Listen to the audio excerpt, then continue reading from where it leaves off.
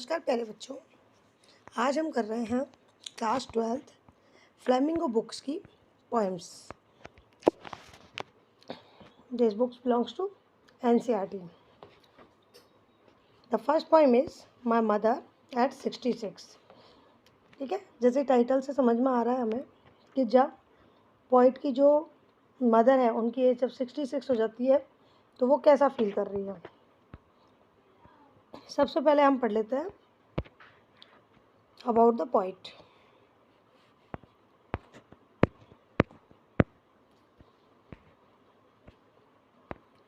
कमला Das poet है। My mother at 66 की। ये इनका बर्थ हुआ 1934। Was born in Malabar, Kerala Malabar में हुआ। She is recognised as one of the India's foremost poets. ठीक है, वो जानी जाती हैं इंडिया की अग्रणी पोइट्स में। Her work are known for their originality, versatility and the indigenous flavour of the soil. उनका जो वर्क है, उनका जो लिटरेचर है, वो जाना जाता है ओरिजिनलिटी के लिए, यानी कि जो जैसा है उसको वैसा ही दर्शाना। वर्सेटिलिटी इट मीन्स अलग अलग तरीके की, कुछ तो यानी उनके टॉपिक चेंज होते रहते हैं और बहुमुखी चीज़ें उसमें बताई जाती है। यानी कि उन्होंने अपने लिटरेचर में हर चीज़ को, उन्होंने हर रिश्ते को, हमारे देश की हर चीज़ को उन्होंने बताया है, वो इसके लिए जानी जाती है। और इंडिजेनियस फ्लेवर ऑफ द सॉइल, और हमारी मिट्टी का जो स्वदेशी रंग है उसके लिए वो जानी जाती है कि वो अपने देश के बारे में बात करती हैं। Kamala Das has published many novels and short stories in English and Malayalam under the name Madhavi Kutty. तो कमला दास जो हैं उनके बहुत सारे नॉवेल्स हैं, शॉर्ट स्टोरीज भी उन्होंने लिखी है इंग्लिश में और मलयालम में भी लिखी है। और वो, उनका ओरिजिनल नाम तो है कमला दास, लेकिन वो अपना लिटरेचर वर्क करती है माधवी कुट्टी के नाम से। Some of our work in English include the novel alphabet of lust. उनका जो इंग्लिश का वर्क है उसमें एक नॉवल भी है, अल्फ़ाबेट ऑफ लस्ट, 1977 में ये आया था। A collection of short stories Padmavati, the harlot and the other stories, 1992। एक कलेक्शन भी उनका शॉर्ट स्टोरीज का जिसका नाम है Padmavati, the harlot and other stories, ये 1992 में आया था। In addition to 5 books of poetry, इसके अलावा उनकी 5 बुक्स पोइट्री की भी हैं। She is the sensitive writer who captures the complex subtitles of human relations in lyrical idioms. वो एक सेंसिटिव राइटर है जो सेंसेस के बारे में, फीलिंग्स के बारे में बात करती है और कॉम्प्लेक्स सबटाइटल्स पर बात करती हैं जो कि ह्यूमन रिलेशंस में होते हैं। ठीक है, इन लिरिकल इडियम्स को यूज़ करके लिरिक्स में डाल देती हैं। ठीक है, रिलेशंस को लिरिक्स में डालती हैं इडियम्स का यूज़ करके। माई mother at 66 is an example. और जो प्रेजेंट पोइम हम पढ़ रहे हैं, माई मदर इज 66, ये उसका एक एग्जाम्पल है। Let's start. Driving from my parents home to Cochin last Friday morning, I saw my mother beside me, doze open mouth, her face as like that of the corpse, and realise with pain that she was as old as she looked, but soon, पहले यहाँ तक समझ लेते हैं। Driving from my parents home to Cochin, मैं car से जा रही थी मेरे पेरेंट्स के, मेरे मम्मी पापा के घर से कोचीन जा रही थी लास्ट फ्राइडे मॉर्निंग में, लास्ट फ्राइडे को, बीते हुए फ्राइडे को।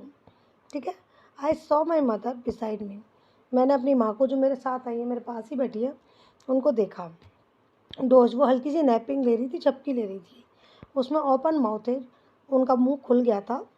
हर फेस एशन like that of a corpse, उनका शरीर बिल्कुल राख की तरह होता है, जैसे राख होती है ना, रुकती नहीं है हाथों में, एकदम सूखी सूखी सी। तो उनका जो फेस था बिल्कुल सूखा सूखा सा हो गया था। ठीक है, जैसे कि एक कॉप्स डेड बॉडी का होता है। एंड रियलाइज्ड विथ पेन, और मैंने उस दर्द को महसूस किया। कौन से दर्द को? कि उनको लगा कि कल को मेरी माँ नहीं रहे, क्योंकि अब वो बहुत बूढ़ी लगने लगी हैं। That she was as old as she looked, but soon put the thought away and looked out at young trees splinting, the merry children spilling out of their homes, but after the airport's security check, standing a few yards. Then क्या होता है कि उस दर्द को उन्होंने महसूस किया कि अब मेरी मदर की उम्र दिखने लग गई है, तो कहीं मैं इनको खो ना दूँ। That she was as old as she looked but soon. तो अब वो उतनी ही बूढ़ी दिखने लगी है जैसे कि जितनी कि वो हैं। पुट द थॉट अवे, लेकिन फिर मैंने इस विचार को दूर किया और बाहर की तरफ देखा तो यंग ट्रीज स्प्रिंटिंग, तो छोटे पौधे थे वो फूट रहे थे, उग रहे थे, नए हो रहे थे। The Mary children spring out of their homes, तो जो खुश बच्चे थे, बच्चे खेल रहे थे, खेलते थे, वो खुश होते हैं। तो वो जो बच्चे थे वो बाहर निकल रहे थे अपने घरों से दौड़ते हुए। But after the airport security check, standing a few yards,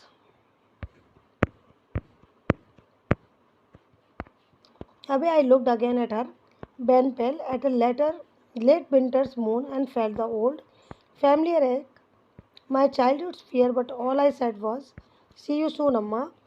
All I did was smile and smile and smile. लेकिन जब मैं उनसे एयरपोर्ट की सिक्योरिटी चेक के बाद कुछ ही दूर पर खड़ी थी तो मैंने अपनी माँ को वापस से देखा। वो बिल्कुल बेन पेल थी, यानी कि बिल्कुल कलरलेस हो गई थी और पीली पड़ गई थी। ठीक है, एक उम्र के हिसाब से उनका कलर अब ढल गया था, जैसे कि कोई लेट विंटर का मून होता है, जैसे कि धुंध सी छाई रहती है, जो विंटर आकाश में सर्दियों में जो चांद दिखता है तो एकदम क्लियर नहीं दिखता। फेल्ट दैट ओल्ड, और वो बूढ़ी दिखने लग गई है। Familiar act my childhood fear, तो पहले ही कभी शायद अपनी मदर से एक बार बिछड़ गई होंगी या दूर जाना पड़ा होगा उनको, तो वो जो दर्द था उनको दूर जाने का वो उनको फिर से जाग गया, तो वो उनके लिए फैमिलियर एक्ट था, यानी कि उन्हें फिर से दर्द होने लगा। But all I said was, लेकिन फिर इन सब चीज़ को साइड में रख के उन्होंने कहा, सी यू सून अम्मा, मैं तुमसे जल्दी मिलूँगी, माँ तुमसे मैं जल्दी मिलूँगी। And I did was smile and smile and smile, और वो सिर्फ उन्होंने कुछ कहा नहीं, वो सिर्फ स्माइल करती रही। ठीक है, तो इसको एक बार हम रिव्यू करते हैं। सबसे पहली बात तो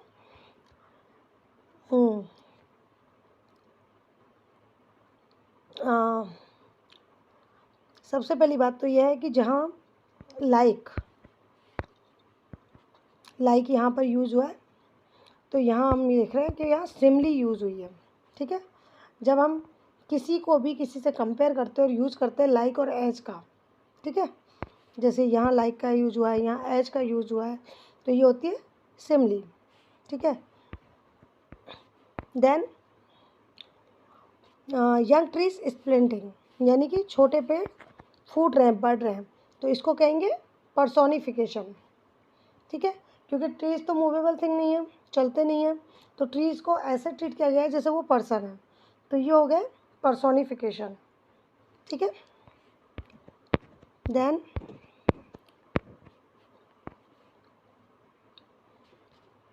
as a late winter's moon, यहाँ भी सिमली यूज़ हुई है। ठीक है, और देन स्माइल स्माइल स्माइल, ये 3 बार यूज़ हुआ है, तो यहाँ पर हम यूज़ कर रहे हैं एलिटरेशन। ठीक है, एलिटरेशन होता है रिपीटेशन ऑफ साउंड। ठीक है, और यहाँ पर जो स्माइल स्माइल स्माइल है उसके 3 स्माइल के 3 मीनिंग है। ठीक है, तो फर्स्ट स्माइल यूज़ हो रहा है कि वो रियलाइज़ कर रही हैं कि उनकी मदर अब बूढ़ी हो चुकी हैं। सेकेंड स्माइल वो कर रही है, उन्होंने अपने आप को कंसोल किया कि नहीं, मैं जो सोच रही हूँ गलत है, मेरी माँ को भी जीना है। एंड द थर्ड कि नहीं, एक होप है कि मैं जब वापस आऊँगी तब मैं उनसे ज़रूर मिलूँगी। ठीक है, तो इसलिए एक स्माइल उनकी उस रियलाइजेशन को दिखाता है, दूसरा उनके ब्रेव होने को दिखाता है, और तीसरा उनकी होप को दिखाता है। ठीक है, मुझे उम्मीद है ये पोएम आपको बहुत पसंद आई होगी। अगर समझ में आई हो तो प्लीज़ लाइक करें, शेयर करें, सब्सक्राइब करें। हम मिलेंगे एक और नए वीडियो के साथ, तब तक के लिए गुड बाय।